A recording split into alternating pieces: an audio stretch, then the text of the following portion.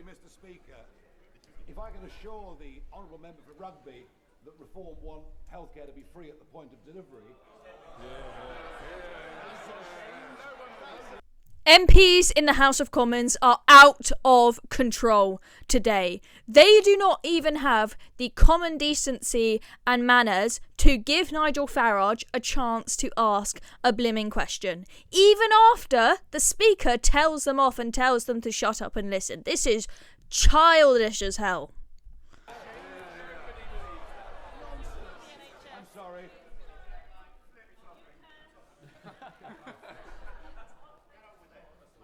I'm sorry, Mr. Speaker. There appears to be some panic on that side of the House. I'm not surprised. To ask the Prime Minister, I'd like some advice, please. What do I say?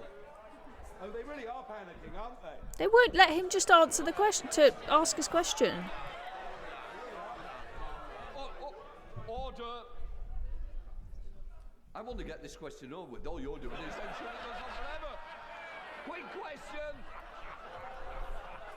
Let's see if they give him a chance to speak now. Take two. To ask the Prime Minister for some advice, what do I say to 25,000 constituents in Clacton, including... They still will not give him a chance after the Speaker has intervened. These people have no discipline. It's completely disrespectful.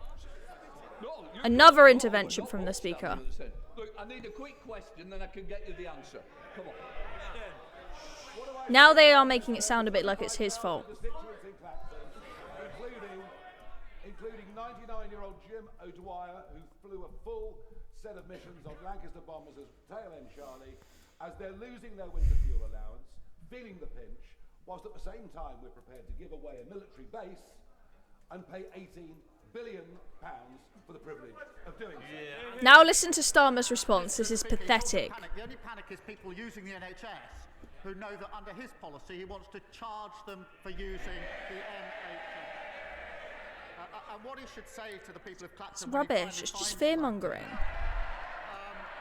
...is that they should vote Labour because we're stabilising the economy and boosting the Dems.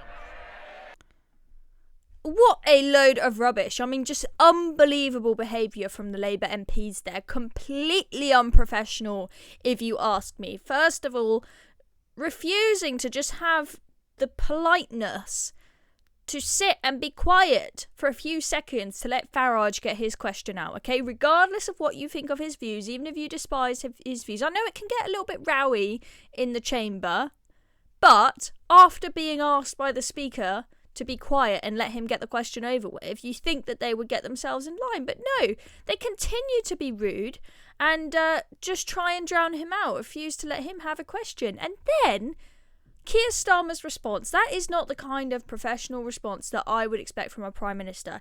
He completely ignored Farage's question. He did not give him any response to give to his constituents that are concerned about their winter fuel allowance being taken away at the same time as we're giving a huge sum of money to Mauritius to hand them the Chagos Islands. I don't know what, I won't go into this kind of worms too much, but I don't know what kind of deal you have where you gift someone something and then you pay them to take it off you. It just doesn't make sense, right?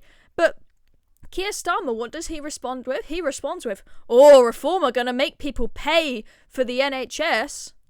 I mean, this is just complete and utter rubbish. They are getting so desperate. And, Farage says that, they must be scared given they are acting so crazily in the Labour Party.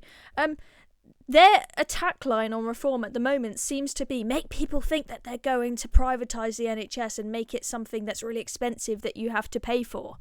It's complete and utter rubbish. That's not going to happen. You can have private contracting brought in. You can have insurance-based systems brought in whilst it still is free at the point of use. You have plenty of countries that themselves are quite left-wing. We're talking about places like Norway, Sweden, Denmark, etc., where they have social health insurance-based systems, and you can have systems where you do not need to pay a penny out of your own pocket, but the government will allow you to choose with the government money which insurance scheme you want to go for.